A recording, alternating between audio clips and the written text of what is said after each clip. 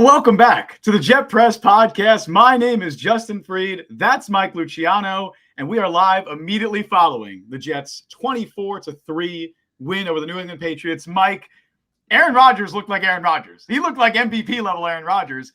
Is it crazy to say that same old Jets is dead? Am I crazy for saying that, Mike?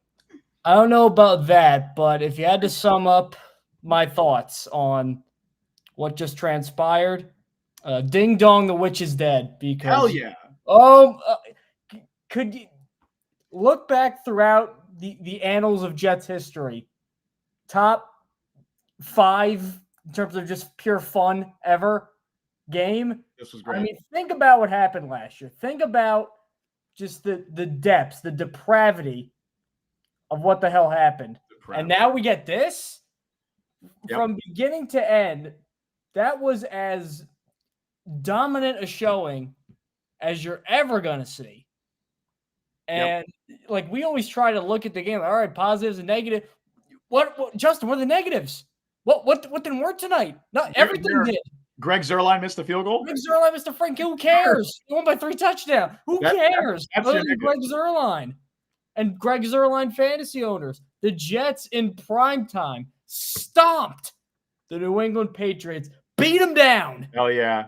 And the amount of times we've been on the receiving end of 33-0, of 45-10, of 54-13, was this ever warranted? So thank you, Jets fans, for tuning in. You can find us on Apple Podcasts, Google Podcasts, Spotify, Overcast, wherever you get your podcasts. We are there, and we're on YouTube. You can like, you can subscribe, you can do all that good stuff.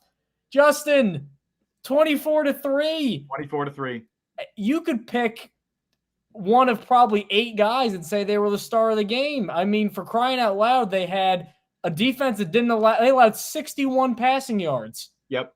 7 sacks. 7 sacks. Let's look at the ground game. 133 yards. We were like, I think, well into the third quarter, and Aaron Rodgers had 3 less passing yards than rushing yards than Ramondre Stevenson. This stream's almost difficult because I don't even know where to start. I'll start already. This is so effusive. I know where to start, Mike. Where do you? I think I know where you want to start. I was just going to say the last time the Jets have beaten the Patriots by 3 scores, it was 2000. The year was 2000. The last time the Jets beat the Patriots by 3 scores at home, it was 1998. I was 6 months old the last time the Jets beat the Patriots by 3 Aya Graybeard was a month and 2 months old when that happened. Insanity. The last time, and of course, we know the Jets just beat the Patriots this past January. That's the last time that the Jets beat the Patriots. Before that, it had been 15 consecutive games since the last time the Jets have beat the Patriots. I don't even count that last game because I didn't get to enjoy that. No Jets fan goes, sure, it's like, they sent Belichick out packing. They beat him in his last game. The Jets lost draft position. We didn't have the entire unanimous Jets fandom rooting for their team.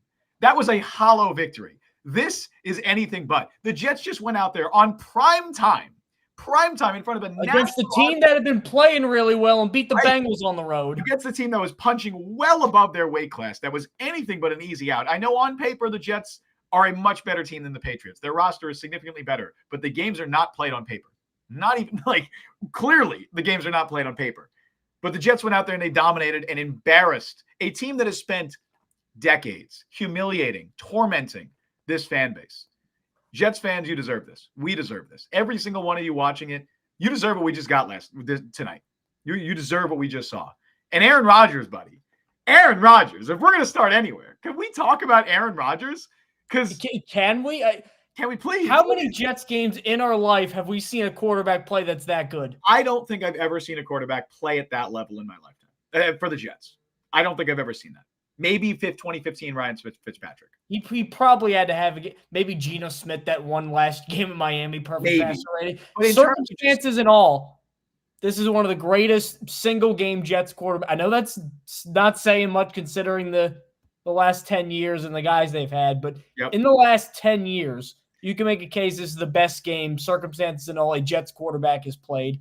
Right. And if you look at the numbers, they don't do it justice. Like 27-35 is great.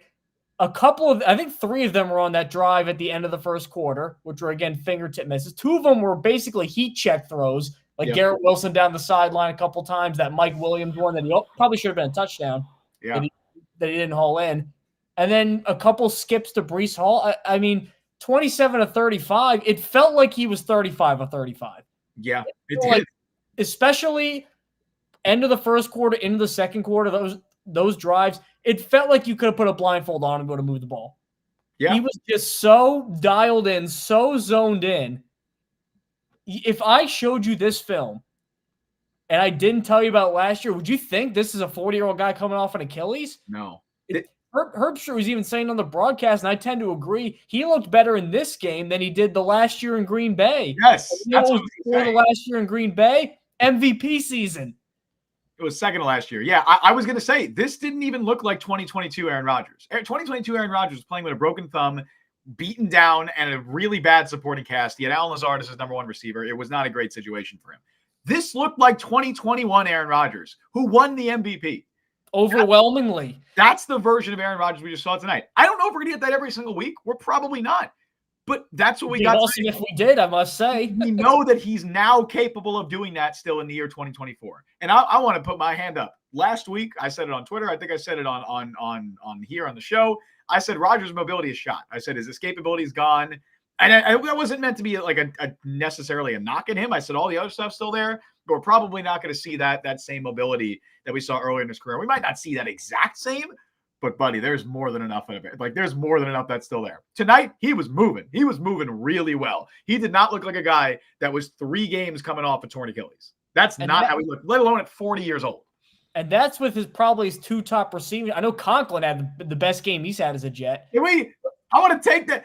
That's my guy. I've been banging the table telling you that Tyler Conklin is a very good tight end for a long time now. And now he doesn't have Zach Wilson throwing in the ball.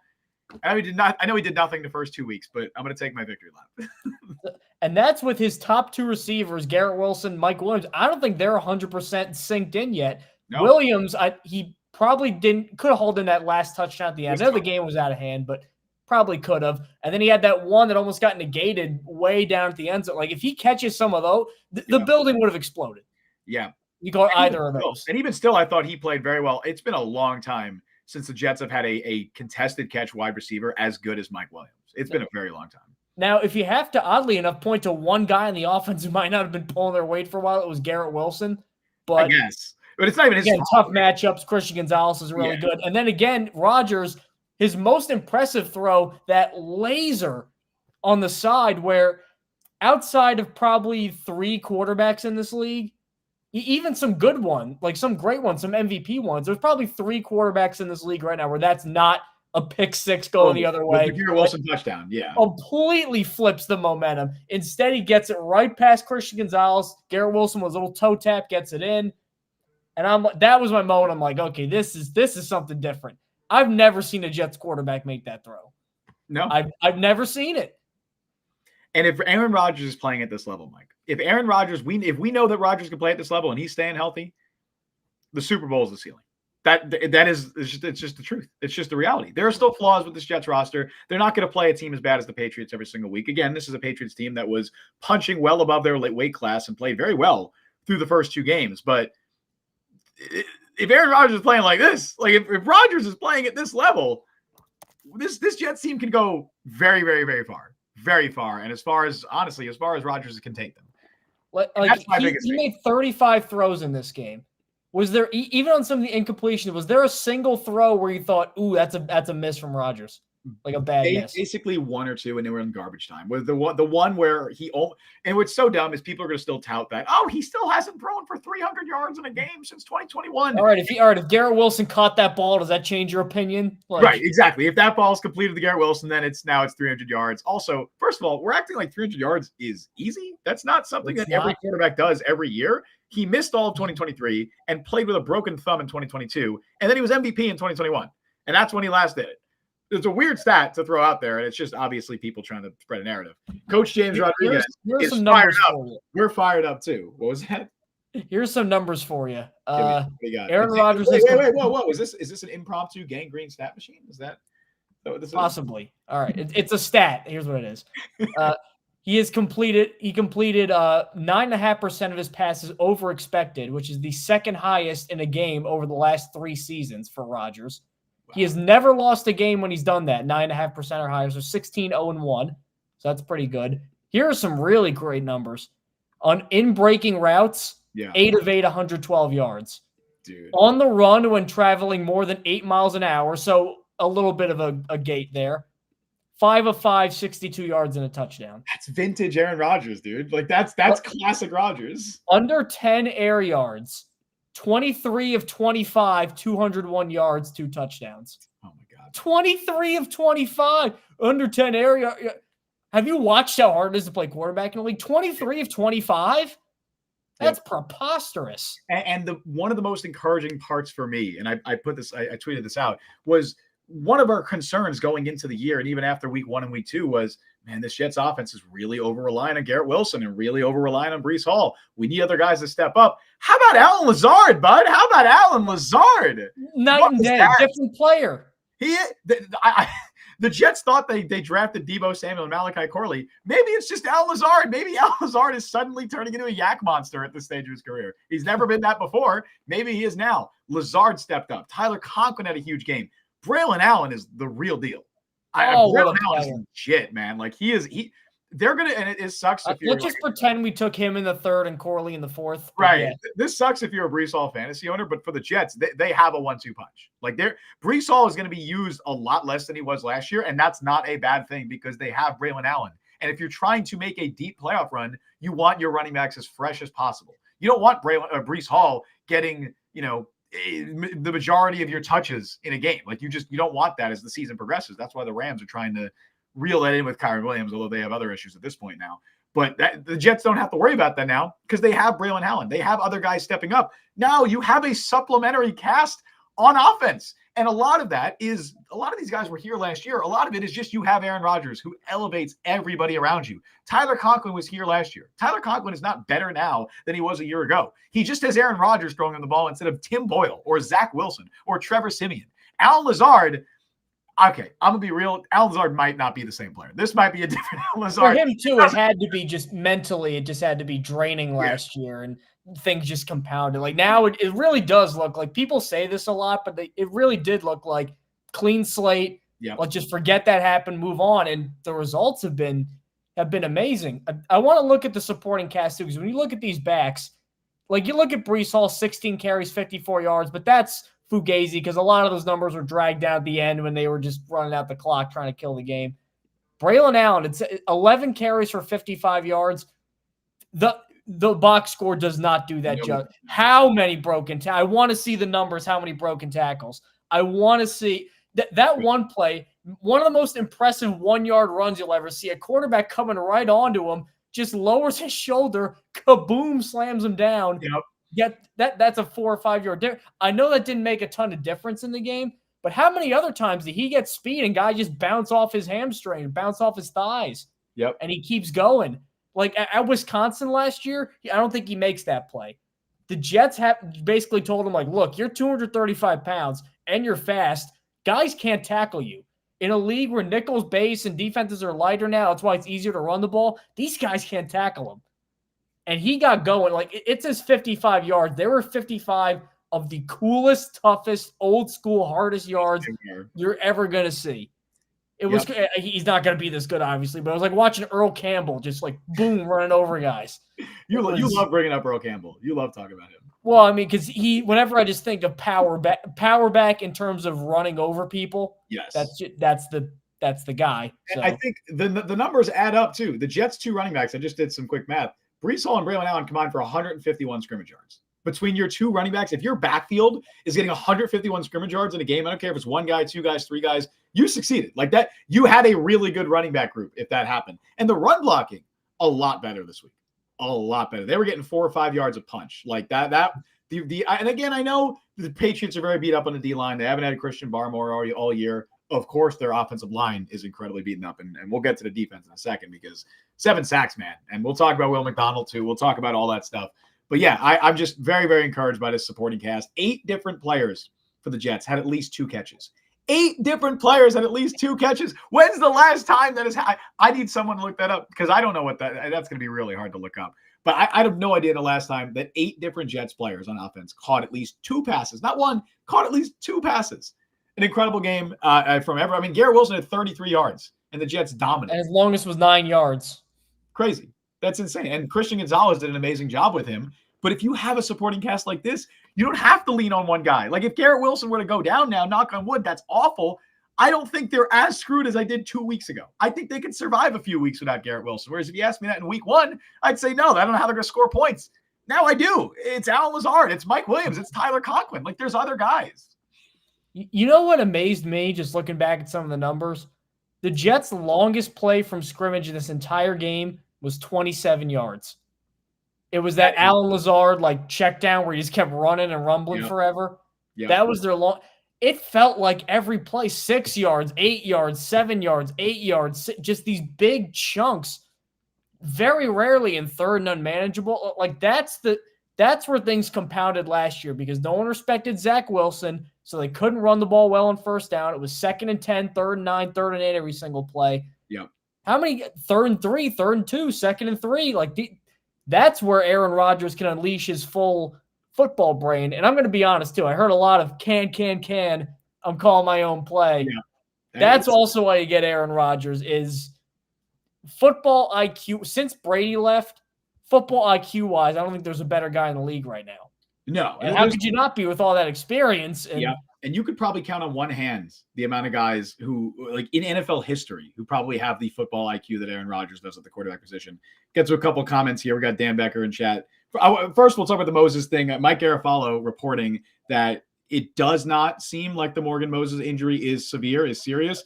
It looked severe on the ground. It looked bad at first. Really in agony. It looked bad at first, but then he was able to walk off on his own power. And I think the most encouraging thing to me was he was not carted to the back. If the Jets believed at all that there was any kind of ACL injury or even an MCL, like something where they probably shouldn't have him walking on it, they would have carted him to the back after he got to the sideline, which is what they've done a lot. They did that with Breece Hall last year. Or in his rookie season when he tore his ACL, he walked off the field and then got carted to the locker room because they feared something. I don't think that seems to be the case with Morgan Moses. Seems like it's not bad. And then also Dan said need to beat a real team. Look, man, the Patriots just beat the Bengals 2 weeks ago, and the Patriots nearly beat the Seahawks. So the Patriots were very close to being 2-0 entering this game. Can you enjoy beating your biggest rival by 3 touchdowns in prime time in a game that it felt bigger than 3 touchdowns? I get what the sentiment here is. I understand that, but also the Patriots are not pushovers. And also like the Titans weren't pushovers either. The Titans weren't pushovers either. Buffalo Jet fan from YouTube saying, is Will McDonald good? I know you have Buffalo Jet fan has been the leader of the Will McDonald is good agenda. And I think after tonight, we can confirm that Will McDonald is indeed good. I believe he has, Connor Hughes put this stat out, more sacks than I think around half of NFL teams combined right now. Like half of NFL teams, their total sack total is less than what Will McDonald has. Now, some of that, I have to be objective here. I don't think he's played up to that sack total. I don't think he had, I think he has like 6.5 sacks or something like that. I don't think he's the best edge rusher in the NFL right now, but that's not to rain on the parade. He's playing at an incredible level right now. He's stepping up at a time where the Jets absolutely need him to, and he is the Jets' best pure pass rusher. And he's good. Will McDonald is good. I was about to say, Justin, I was going to use an old sports writer trope where it'd say you'd criticize Jesus because he dropped the cross 3 times. I have to be objective. If Will McDonald had 6.5 sacks and I thought he should have had more, I'd be saying it. Right now, I think he has 6.5 and maybe he should have 4.5, whatever. But he's still playing great. Like he's still playing at a great level. Now, in the interest of full, I got to give credit to everybody. First off, 15 quarterback hits. That is preposterous. 4 of them are Will McDonald. 7 sacks in an NFL game. 2 of them Will McDonald. 1 for Quinnen Williams. 1 for Chuck Clark. Dude, Quinnen. What a game for Quinnen. Yes. 2 tackles, 1 sack. No, that does not encapsulate how dominant Quinnen Williams was. No. 1 sack for Javon Kinlaw, and then a half a sack split between Solomon Thomas, Tat McKinley, Michael Clemens, and Leonard Taylor in his debut. Yes, at the end. At the end, he Leonard got it. Taylor. Now, we went into this game. We knew the Patriots' offensive line was one of their weaknesses, and they were missing a lot of their really good players. Like, it was funny, too, because Olufashinu had to play right tackle. who was Penn State's left tackle last year, and Caden Wallace, who was the right tackle, had to play left tackle. And I did feel bad for Jacoby Brissett a little bit because that offensive line, as great as the Jets defense was, that is a non-functional offensive line. Yeah. You cannot run an offense with that. And they had no big play. The big play was the DJ Reed pass interference penalty that gave them the only points. It's impossible to. They tried to get some stuff developing longer down the field. They just couldn't. Every time he did, not only were there runners in their face, but how many free runners? How many times? It felt like 4 or 5 times where a guy unimpeded just smacking Jacoby Brissett. And then he gets hurt at the end. I'm like, yeah, of course. How could you not? They kept doing that with Will McDonald, and I don't understand that strategy at all. They like, it was a designed free rusher, which you can do that if it's like Michael Clemens on the edge or Jalen Holmes or whoever. You don't leave Will McDonald as your unblocked edge rusher on a rollout. Like, he's so fast. He's going to get there. And it was That's the whole point, is he's fast. Exactly. One of the first plays of the day of the entire game, he crushed Brissett. Brissett got the ball up, but he crushed him. And then he ends up getting a sack on that later because I don't understand that strategy at all. I don't understand what that pass block strategy was.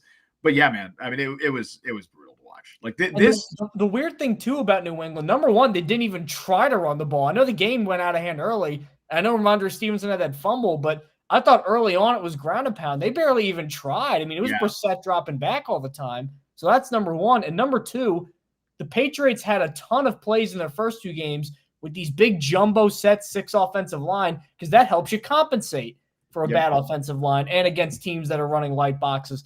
I feel like they did that maybe once or twice this whole game.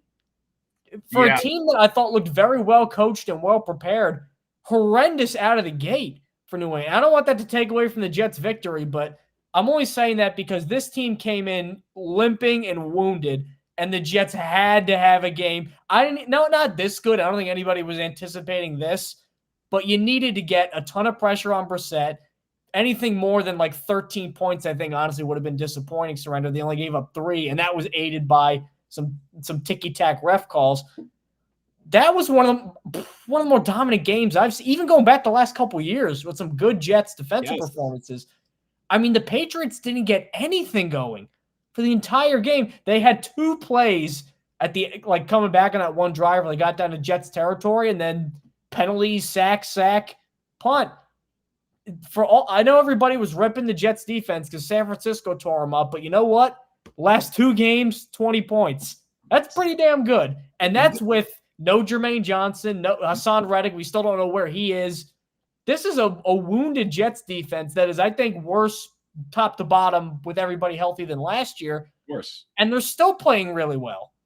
No CJ Mosley either. No CJ Mosley either, yes. A lot of Jets fans will get on CJ Mosley now. I feel like there's a section of Jets fans that want Mosley to be more washed than he currently is. He's not washed. Like, let's be honest here. He's not. I mean, he might be washed by the end of the year. I don't know, but right now he's not washed. They could have put Buffalo Jet fan out there, and they would have had a similar result. The Patriots were doing nothing in that game. I thought Jamian Sherwood played a fantastic game too. I thought he did too. He was flying around the body. He does not care about his body one bit, and I love it. He doesn't, and he also rarely misses tackles. Like, I think having him next to Quincy, who is like your big play guy, is huge, because Sherwood is very reliable in the middle of that Jets defense, rarely missing tackles. He does hit hard too, like Quincy, but Quincy, I feel like if you have them as your linebacker duo in the future, that's awesome. That's great. A couple more numbers here if we want to go back to the gangrene stat machine. I'm gonna keep plugging that. Jets had double the time of possession to the Patriots. Very similar to how the Jets got dominated in time possession in week 1. The Jets had 40 minutes of time of possession in a 60-minute football game. 40 minutes of time possession. Kirk Herbstreit now, Michael's trying to think of stuff to say in that fourth quarter. Dude, they can never call a good game. What is with Thursday nights? Even when the teams, like, you'll see good off. Like the first year, I remember it was always like low scoring, like it was like 12-7. Then it became we get high scoring from one team, but it's always a blowout. Yeah. So like they saw a great football performance from Aaron Rodgers, but New England couldn't even come close to matching it. So then they got to go talk about Shohei Ohtani. Yeah. Not even the right sport in the fourth quarter. The Jets were 10 of 15 on third down in this game. 10 of 15. 10 of 15 on third down. And the Patriots, 2 for 11. Jets had 4 pricing that too. I know. I don't even remember those two. I think Hunter Henry had one early. I don't remember any others. Amazingly, though, they were 3 for 3 on fourth down. I believe at least 2 of those came on that last drive. It might have been all 3 came on that last drive. Jets had 400 yards compared to 139 for the Patriots. Patriots averaged just 2.9 yards per play. It's just ridiculous. And for the second consecutive week, the Jets did not turn the ball over. Once again, winning the turnover battle. I know we talked about it in yesterday's show that the team that wins the turnover battle might win this game. The Jets did. They didn't even need to win the turnover battle in theory, given how dominant they were in other facets, but they did. They have not turned the ball over now for 2 consecutive games. And really going back to week 1, I think they had 2 turnovers in week 1. One of them was a fluky Rodgers interception, and of course the Brees fumble, which also pretty fluky considering that rarely happens with him. But yeah, man, I was just an overall dominant performance against a team that has tormented them for legitimately decades. It does not get sweeter than this. Oh, this feels good. A couple comments we want to get to in chat. Thank you for using chat, by the way. You can make your voice heard in there on YouTube and Facebook. Brian, they being the Patriots have many, many weaknesses. I mean, we knew they had weaknesses. I just thought Gerard Mayo would have them better prepared because he had them prepared enough to beat the Bengals in Cincinnati, and by the skin of their teeth, come up short against a good Seattle team. I at least thought it'd be competitive. I don't think this is like a referendum on Mayo as a coach. I think he got dealt a really crappy hand with this roster. I think eventually the air was going to come out of the balloon. They were due for a game like this. They were, like I said, punching way above their weight class. I'm just surprised it was that thorough. Like, it never felt New England was ever in this game. Yep. And that's like we've been begging for a dominant performance from the Jets. Like for the Jets, because we're all this offseason hype, all this talk about how the Jets have one of the best rosters in the NFL, how they should be Super Bowl contenders. Prove it. Assert your dominance. And that, honestly, before we get to another comment, I want to talk about that, because what I saw early on was the Jets set the tone. They asserted their dominance in this game, and it was not just by how they were playing. It was their toughness. It looked like they were defending their home turf, which I feel like we haven't gotten that from a Jets team in a long time. They've laid so many eggs at home, like so many duds at home, that it was great. Like even earlier in the game when it was, I think it was a late hit on Brees Hall, or Jelani Tavai doing the suplex, Macho Man Randy Savage move. John Simpson comes over and gets in his face. Doesn't take a stupid penalty, although he did end up taking a penalty later, which I didn't even hate. I don't think he realized the play was done, and he was just kind of finishing his block. But here he just gets in Jelani Tavai's face, and he's like, "Hey man, that's not cool. Like just stepping in, asserting your dominance, showing him what's up." And you know what? They have weight class for a reason. I like John Simpson in that. Yes, hypothetical duel. Tough as hell, man. Like the Jets were significantly tougher than the Patriots in this game. They defended their home turf. They dominated them. They asserted their dominance. We've been begging for that, and we finally got it tonight against the Patriots on primetime TV. No less. And then Brian also in chat, because they also sent Drake May into this game. He had a couple plays. I mean, he looked like hard to evaluate him at all. Garbage time. But this is a good point Brian made. The Jets still sent multiple DB blitzes when Drake May entered the game. Before that, too, I made a comment on one of the last shows that I said one of the big differences between Saleh and DeMeco Ryans in Houston, who I think we said last year, there's very little difference between them. One got C.J. Stroud, one got Zach Wilson, who looks like a better coach. But DeMeco, when he was playing Caleb Williams, he blitzed a lot out of that. Basically, the exact same playbook the Jets run. Robert Saleh typically does not. He leans on, look, these are the plays. He blitzed a lot in this game. There were a lot of time. 5 guys, 6 guys. He at least, I got to give him credit. He bent a little bit because he said this offensive line, I mean, that was one of the worst left tackle to right tackle 5s I've seen start a game like at this point in the season, not like week 17, 18 when everybody's just playing out the string. I haven't seen too many left tackle to right tackle that bad in an NFL game in quite a while. And Saleh smelled blood in the water. He just said, we may not have the best talent pass rush wise because of all the injuries. We're just going to overwhelm these guys. Yep. They're not super talented and they're young. There's going to be some confusion. And Jacoby Brissett, good veteran quarterback, can get the ball out. But when guys get to him that quickly, there's no shot. Like, he got sacked 5 times, and honestly, I think he got out of a couple.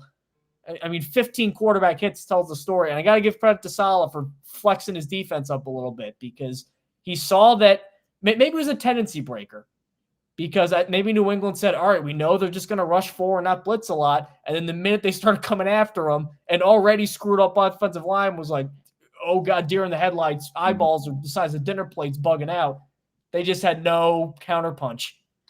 Yeah, dude, I thought it was a great game from Robert Saleh and Jeff Ulbrich. I give them their flowers. They deserve it. We've talked about this in the past. I think really recently. It was either on the Sunday show or yesterday's show, that one of Robert Saleh's weaknesses as a coach, he's a great defensive mind, great defensive talent, evaluator, and developer, but he's very rigid in his defensive scheme. And he very much, like you said, is of the belief of, hey, let the guys up front win their battles and we'll just take care of the rest. That's what he does. He's one on his talent and he's one on the scheme. But when that scheme hasn't worked, he hasn't really adapted. Well, he didn't even let the scheme not work tonight because he adapted before that even happened. It's one thing to have the talent advantage up front, which even though the Patriots offensive line is really bad, the Jets D-line have fallen short of expectations, and they're also beaten up. They lost their best edge rusher in Jermaine Johnson. They don't have Hassan Reddick. Obviously, they lost they lost John Franklin Myers and Bryce Huff in the offseason, so they're down 3 of their 4 best D linemen from last year. Like, this is a very different defensive line than we've seen in the past. So the Jets, you have to be able to capitalize on the talent gap that you have. You can't just go up there and the Jets could have tried to rush Braden McGregor against Caden Wallace every single play and see if he can get there, see if Tack McKinley can win one-on-one. No, they saw that they had the weakness there, that they saw that they had the advantage in that situation, and they capitalized on it. They sent extra guys after Jacoby Brissett. They made it so he couldn't get the ball out quickly, which is what we were worried about going into this week, was Jacoby Brissett kind of picking apart this Jets defense with the running backs and Hunter Henry and the underneath stuff. They didn't even allow him to get a chance to do that. They didn't let him get comfortable once in this game. They stopped the run early on, controlled time of possession. That's a great defensive game plan. It worked out. And then John J. Hepburn, penalties are a problem and clock management, but other than that, awesome. Sure. For some reason, Rodgers with the delay of game in the timeouts. It's got to get cleaned up. And the penalties were tough, but I will say, I don't want to say a horrendously officiated game, but it was bad. They were calling everything for everybody.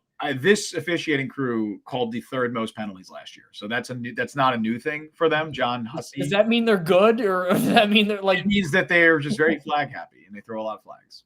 So that was a very recurring thing with this crew, but it was on both sides. I believe the Patriots had a lot of penalties. Well, they had 5 penalties actually. The Jets had 8 penalties. Patriots had 5 for 70. Jets had 8 for 1. There were a lot of like offsetting. I think there were 2 or 3 like offsetting. Yeah, there were.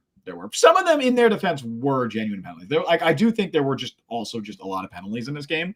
But yeah, in Rodgers' defense, I think he technically cut down the clock management in half, because I think he had 4 of those issues last week and he only had 2 this week. So I'm just gonna read a couple like stuff from just the raw numbers, because they're so hilarious. So the Patriots, counting the sacks, were 16 of 26 for 61 yards because they lost 59 yards in sacks. Brissett, 12 of 18, 98 yards. Drake May, 4 of 8, 22 yards. Their leading rusher was Antonio Gibson, who really didn't start running the ball until the end of the game. Demario Douglas had 7 of the 16 catches. Remember that one play Austin Hooper went down the sideline? It was down to into Jets territory. Yes, I do. Second leading receiver, 1 catch for 19 yards. That's all they had. And then for the Jet, this is wonderful, because how many times did Tom Brady, 33 of 40, 3 touchdowns? Welcome to hell, Patriots fans. This is what football's like. You get quarterback instability and young guys and offensive line problems, and why don't we have any receivers? This is what football's like. Dude, I know you may have forgotten up in the clouds for a couple decades, but here you are again. I'm sure you'll be able to laugh at us at some point, because I don't know if the Jets will win the Super Bowl and they'll laugh at us. I know that, but when you've been under their boot for a decade, and not only that, but not even competitive for a decade, you got to savor stuff like this.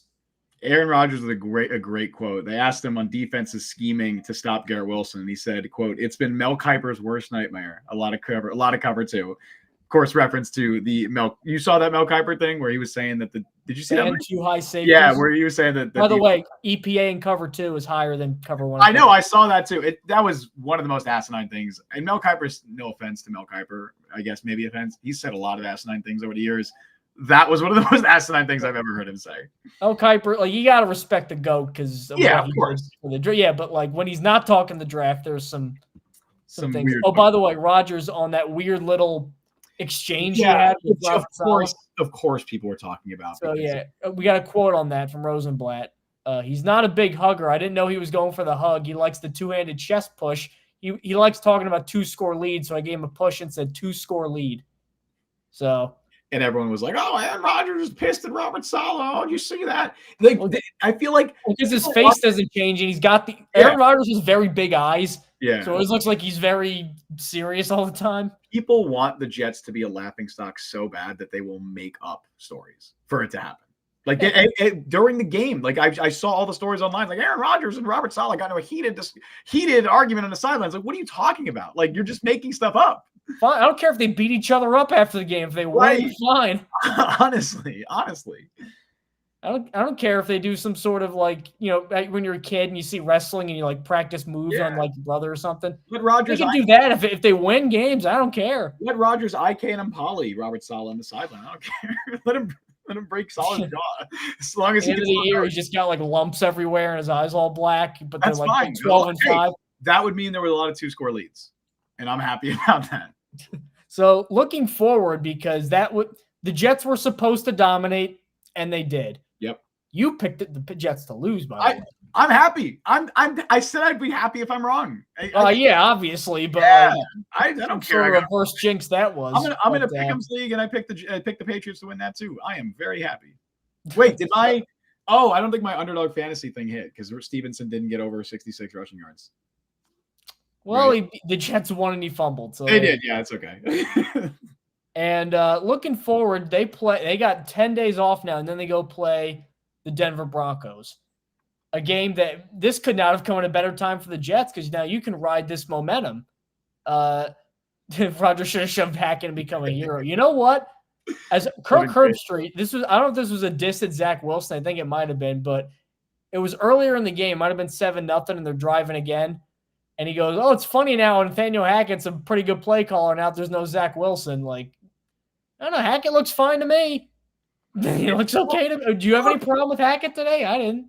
Aaron Rodgers won 2 MVPs with Nathaniel Hackett. Like, the issue has never been Rodgers with Hackett or Hackett with Rodgers. The issue has been Hackett without Rodgers. Just like it's Allen Lazard without Rodgers. With Rodgers, it works. We've seen it work, and we know it works, and it's working right now. I even saw people. This just shows how like people want to complain. It was, 21-3 when they brought Isaiah Davis in? Yeah. And it was like, why are they running? They have Aaron Rodgers. I'm like, can you people enjoy anything? Like, they're up by 3 touchdowns. I saw people on Twitter. I was like, Quentin Williams, great game. People were like, damn, it finally showed up. I'm like, what are you talking about? Like what do you people want anymore? I don't even know what you want. Like, there is a select portion of Jets fans that will forever be miserable and want to be miserable and root for their misery. Like, there is a portion of Jets fans. It's that old Don LaGreca read. Omar loves to lose. Go look that up. Don LaGreca has a million amazing rants. I think that he was talking about the Mets there, but there's a lot of Mets Jets overlap. So looking forward ahead to Denver too, though. This is a game where the Jets should, I think on paper, the Jets should beat Denver more than they should have beaten New England. Yes. 100%. Because Denver, now, granted, poor Garrett Wilson, because now he gets Pat Surtain, who's Denver's best player by leaps and bounds. Yeah. So that probably is not the get-right game for him. But outside of that defense, I know they got your boy John Franklin Myers, but I am not super scared of that defense. I think it's better. Last year it was unwatchable. It's at least a real defense now with like real players now, but I don't think it's anything special. And you look offensively, I know Sean Payton has this reputation as this wunderkind, even though he got to 1 Super Bowl in 12 years with Drew Brees in his prime, throwing for 5,000 yards. But man, Bo Nix has not looked very good. He's looked awful. He has not looked very good. Do you want he beyond 5 yards in the air? Do you know what his stats are? Bad, very bad. 11 of 36 with 4 picks. And he's still not throwing a touchdown. He's still not throwing a touchdown. I actually thought Caleb Williams, actually looking at the film, I thought he actually played okay. Texans are a murder machine. They're great. But yeah, it has been rough for Bo Nix. They play, who does Denver play this week? They play Tampa Bay this week. So that's not a great game either for them because Todd Bowles could take half of this chat and whip up a decent secondary. Yeah. So that's going to be tough. And then you get the Jets against the Broncos offensive line that, again, a lot of the things with Denver, it's like they're better than last year, but still not great in a lot of areas. The offensive line's better than last year, but not great. If they play 80% of this level against Denver, I think they roll comfortably. It's weird talking about the Jets like that, but this is a game that they got to crush. Yes. Now that we've seen the Jets do this, now that I've seen this current version of the Jets, this iteration of the Jets win in dominant fashion, there's no excuse to not do it again. Like you said, Mike, Patriots are not bad. They're not a bad team. On paper, they're probably worse than they've played through at least the first 2 weeks, but they're not a bad team. They weren't going – I didn't expect them to be pushovers by any means. The Broncos – I fully expect to be pushovers. Maybe that changes after what happens on Sunday. Maybe the Broncos put up a fight against the Bucs. Maybe we see more. Bo Nix figures it out. I don't think. I think he might eventually. I actually liked him in the draft more than Penix, actually, believe it or not. But I think he's not going to throw 2 picks and no touchdowns every single game for the rest of his career. But this is not the game I think to get right for him. Maybe. Yeah. I mean, no. I definitely don't think this is. Bo Nix has looked, I want to say, unplayable through 2 weeks. Like, he's looked Bryce Young levels of bad. They're just not going to bench him, but he's been about as bad as Bryce Young. Like, I don't know what he's going to do in week 3, but through the first 2 games of the season, he has been completely unplayable. The Broncos fans have been trying to like blame their receivers and stuff like that. Guys are getting open. Like, I saw even Greg Dulcich had like the highest separation rate of all tight ends in the league, yet he's doing nothing. Because his quarterback can't get him the ball. Cortland Sutton's getting open. His quarterback can't get him the ball. It's just Bo Nix has played such bad football. The offensive line is also not very good. Like, I don't think his supporting cast around him is great, but he's been so bad that going into that game, I'm very confident. And I can't recall the last time I've been as confident as I am now going into a Jets game, which does make me a little nervous. And we'll talk about it more in the midweek show next week, which will be Thursday. By the way, we'll remind at the very end, but Thursday at 12:30 is when we're streaming next week. It won't be Wednesday. So a week from, or 6 days from now. But I cannot remember the last time that I've been that confident, or that I've been as confident as I am going into that Broncos game. I genuinely don't remember. And that makes me scared, but part of me is also like, look, they got Aaron Rodgers. And now that they have Aaron Rodgers, I'm not scared when the Jets are on offense. I don't shudder when they're in 3rd down and 5. I don't think, oh my God, what's going to happen? I don't crave to see the next Jets defensive possession. I want to see them on offense. Like, I want to see Aaron Rodgers throw the ball. It's a weird feeling. It's a really weird feeling. It's weird too, because you think every time the Jets typically, like, every time that they get some sort of boost of momentum, you start believing in them, there's some sort of karmic retribution that just slams you over the head and reminds you you're the New York Jets. But find me an area where Denver is better than the Jets right now. I can't seem to find one. There's none. I don't think there's anything even comparable. Like, there's even like who are the Broncos starting safeties? They got Riley Moss and PJ Locke. Absolutely not. No way. That's not better than what the Jets. Riley Moss a corner? Did they moved him? Oh no, he's you're right. He's a corner. I'm sorry. But Brandon Jones on the outside. Brandon Jones, the former Dolphin, is one of their starting safeties. Oh, they got JL Skinner. I remember him in the draft. My guy in the draft. I liked him. I forgot he existed. Yeah, they still. I had him as like a top 75 player. I love that dude. He was like he was big, right? I'm surprised they haven't moved him to linebacker. Well, he stayed, baby. He was like a 6'3" safety. Wow, that's crazy. Well, I will say though, the matchup that will determine that game, because the Jets are gonna have shown they can run the ball with Hall and Allen. If Garrett Wilson can pull out even 1 or 2 big plays against Surtain, I think that will signal that, like, okay, he's kind of guy, because we're starting to see Mike Williams kind of get it. Even though he dropped that 1 touchdown, he had 3 catches, pretty much all of them. Well, the first one was that diving one, which was crazy, and then 2 more contested catches, which that's why you get Mike Williams. Lazard is a great wide receiver 3 if he keeps this up. Yeah. If Rodgers, because we thought Garrett Wilson would be going bananas right now. He's really the only guy I think that's underperformed offensively. If he gets it going against Surtain, look out, man. And you see that competitiveness from Garrett Wilson. Like, I love watching him because he gets so frustrated. And again, we saw that immediately. As soon as he caught that pass It was before the touchdown, the play he had right before that touchdown. He wanted to score so bad on that play. And you could tell as soon as he got the ball in his hands, he's trying to make 10 guys miss. He's trying to be Superman, and he almost was. He almost scored there too. But then he's frustrated. He's pissed, even though he just made a really nice play. That's why I was really happy the Jets were able to get him that touchdown. But yeah, and that's okay. Like if Garrett Wilson isn't having 1,500 yards like we thought he was going to this year, that's a good thing because this Jets offense is still good, and that means other guys have stepped up, which they have. You know what I'm going to do, Justin, as we get ready to say thank you guys for joining the stream. What do you do? I know it's late at night. I know it's a work day for a lot of you guys on a Friday, so thanks for choosing to spend your Thursday night past midnight on the East Coast with us. You know what I'm going to do? What do you do?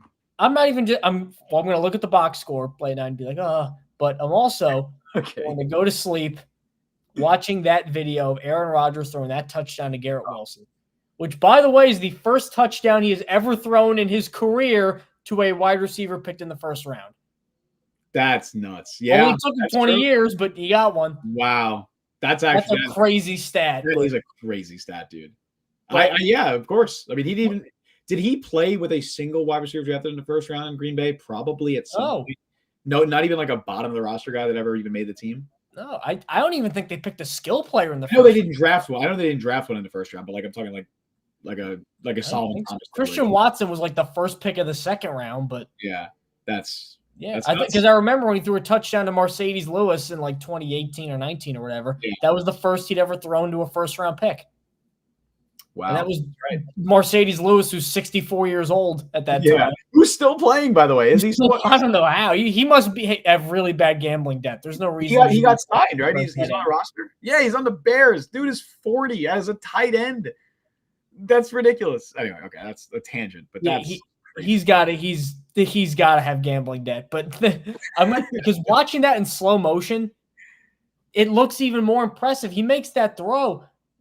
Christian Gonzalez almost gets his fingertip on it. Yep. If that's a half an inch to the right, it's probably knocked down. If it's a full inch to the right, if it's a full inch that way, he probably picks it off. Yep. And who knows what happens in the game after that? If that's most other quarterbacks, that's a pick six. Zach Wilson pick six. Either they don't have the arm strength to get there, a la like a Tua Tagovailoa, or they don't have the ball placement to get there, a la Zach Wilson. Like that's either pick six or he'd overthrow him. Yeah. Yes. But that was just perfectly placed. Brian in chat said, "Did you guys see Jamie and Sherwood nearly decapitated Sauce?" I did see that. I saw two people on one play. He's definitely taken some notes from Chuck Clark with that, which maybe should reel it back a little bit. I don't know if they tested Sauce for concussion. It didn't. I don't think they did because he stayed in. I believe played like the next play after that. But he did look a little slow to get up. But I don't know. Seems like he's okay. So. Here's a great quote too. Garrett Wilson, if asked if he ever thinks about where the offense used to be compared to now, he smiles. Yeah, I'm not gonna fake it. I do. Yeah, man. God, they hated Zach Wilson. My God, they hated him. Garrett Wilson just wanted a quarterback who could get him the football, and that's I also think something that I feel like people who don't follow the Jets, it gets overlooked when you see Garrett Wilson like frustrated. There was a clip making the rounds of Rodgers not throwing the ball to Wilson on a corner route in Sunday's game, which Rodgers should have thrown that ball. And you see Wilson jumping up and down, and people are like, "Oh boy, here we go. Garrett Wilson's getting pissed at Aaron Rodgers." No, he's not. Like that's not him getting pissed at Aaron Rodgers. He's just mad at the situation, and he'll get mad at himself. Garrett Wilson. I want people to get mad and stuff like that when same. And Rodgers, when he watches that back on tape, you better believe he's gonna be mad too, because he sees his wide receiver one, a guy who he knows is an all-world talent, streaking wide open. He's gonna be pissed at himself for not throwing that ball. But Garrett Wilson, if you ever hear him talk in press conferences, I don't think I've ever heard him not point the finger at himself. Every single time he points the finger at himself, he will always blame himself. Always says he should be better. So I don't want to hear the nonsense that Garrett Wilson's mad at Aaron Rodgers. He's not getting the ball enough. No, that's not what's happening. Brian Sternbeck, there will be at least 3 Jets ejected from next Sunday's game if Zach Wilson takes the field. He'd have to get past Jarrett Stidham first. Well, so he'll be. I guess he'll be the emergency third QB. So. I think he's been active. Has he? In these games? It's a great question, actually. I want to look that up. Let's see. Broncos inactives week 2. No, he wasn't active. So he was inactive. He's the emergency third quarterback. So So that means there'll have to be 2 injuries. Bo Nix and Jarrett Stidham will have to be hurt unless something crazy happens on Sunday. Maybe they do. What if they do like that, like a bounty gate thing, and just to like get him out there? They're like, I wish you would put him in the game, Sean Payton. But no, because Mike, what happens then if he does well? Like I just. But imagine if two quarterbacks are injured in that game, they're probably not doing very well. Probably not, but then maybe Zach Wilson comes in. I don't know. The tortured Jets fan in me is still thinking of worst case scenarios. I should stop doing that. How can you do that when they just beat the Patriots by 3 touchdowns, Justin? I am confident in this Jets team moving forward, especially against a team like the Denver Broncos. Obviously, not everything and not every week's going to be like this. There's going to be bumps on the road. There's going to be future injuries. Shit's going to happen. Rodgers is going to have a bad game here and there. But we've seen how high, like the level that this team can play at. We've seen the ceiling now with this Jets team. We've seen a 3-score win on prime time against a division rival who had played their first 2 opponents very tough. If that's the ceiling, I actually lied, Justin. I'm going to do one more thing before I go to bed too. I'm going to go in the Odyssey app, and I'm going to go put in WEEI, and I'm going to crank that shit up as loud as I can. That is Boston Sports Radio. Oh, I was like, what is that? that is 98.7 Boston Sports Radio. It's going to be rough. And I'm going to let that – I want my neighbors to give me a noise complaint, and I'm just going to soak in it and go, look at these and laugh at them like they've laughed at us. Yeah. Oh, it's so here's the thing, though. Because I used to do it the last couple of years when it was like a really bad loss or like a primetime loss. I don't know if it'll be as funny now because there's like no expectations because they were supposed to be bad. A lot of the last couple of years, they just be fire everybody, Matty P Brain, which was I like the name for Matt Patricia, but you know what the calls are going to be now? It's going to be we want Drake May. That's Mayo was asked about that, by the way, and they said, "Are you going to start Drake May?" He said, "I don't know." They shouldn't. They shouldn't. Behind that offensive line, I wouldn't start him behind that offensive line. They put that kid in a meat grinder. Yeah, that's a disaster right now. Look, I love Jacoby Brissett. I think he's a very underrated quarterback. Let him be the sacrificial lamb. I hate to say that, but boy, that offensive line is brutal. You do not want your third overall pick or your young QB. I played Joe Milton before I played May. Dude, I want to see Milton play at the NFL. Like I want to see him in a game. I want to see what he does because he's you already can. It's called Anthony Richardson. So thank you, guys. All right. It's called Josh Allen. I like Anthony Richardson a lot. He's awesome. I agree. Thank you guys so much for tuning into the Jet Press podcast. Not only are the Jets winners, not only are they 2-1, not only did they win in prime time, not only did they beat the Patriots, but they beat them by 3 touchdowns, and it felt like they beat them by 7 touchdowns. Yep. That was a non-competitive football game for most of it because Aaron Rodgers was great. They ran the ball. Receivers made plays. The defense, you can't say one bad word about anybody on that defense today.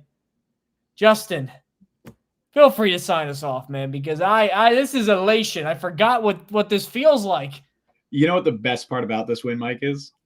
We have 10 days now to celebrate this. We have 3 extra days to celebrate this win because this is a Thursday night game. The Jets don't play until 10 days from now, and then they play what could be the worst team in the league or the second worst team. No, it's Carolina, but yeah. Or I'd say the third worst. They're a bottom 3 team, the Broncos. I think I would very firmly say they're a bottom 3 team with the Giants and the Panthers. But as Brian said, Victory Friday incoming. It is indeed going to be Victory Friday. In fact, right now on the East Coast, it is already Victory Friday. Thank you all for joining us on the show today. You can follow Mike on Twitter at @ByMikeLuciano. Follow me on Twitter at JustinT. Follow Jet Press at the Jet Press. Download the Jet Press podcast wherever you get your podcast. Check us out on YouTube. Subscribe, hit that notification bell. You guys know what to do. We stream live every Wednesday, 3 p.m. Eastern time, except not this coming Wednesday. We will be streaming live Thursday at 12:30 p.m. Eastern time. So make sure you are tuned in for that show next Thursday. Thank you all for listening to Jet Press Podcast. I've been Justin Freed. That has been Mike Luciano. Let's celebrate this Victory Friday, baby. 2-1, and it feels so good.